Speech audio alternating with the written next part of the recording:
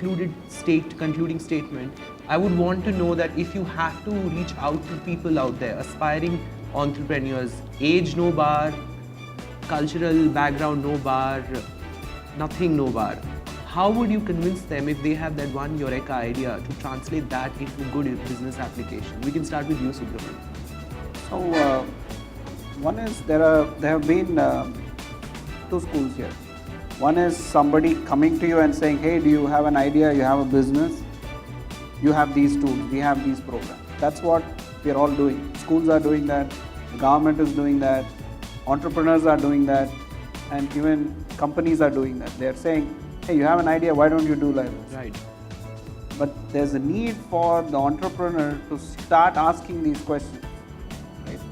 There's a need that they go to their bosses and say, look, I have an idea. So if you want to bring that change, whether it's in the society or in an institution or elsewhere, we have to really work on failure being okay.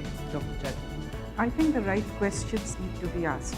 We have to tell them, when we are talking about critical thinking, what do we mean by it? It sounds a big jargon, isn't it? When you tell a student, start doing critical thinking.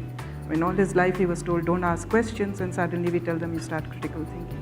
So we have to teach them to start asking the right questions instead of giving them the right answers. So once they start asking the right questions, I think then they will start looking at opportunities, finding opportunities, and the trend spotting. They will start doing the trend spotting. They will start looking at when can I ride the wave of the economic growth? I mean, what are the opportunities there? So asking that right question is an environment that we need to create.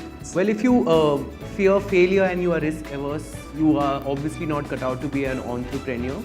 But if you have an innovative bent and if you have that one business idea, then you can certainly be an entrepreneur, just that you need to have an appetite to adapt yourself to the Indian ecosystem and lap it up and chase that idea, accept failure with grace, and be the next businessman or the employee that you envision yourself being.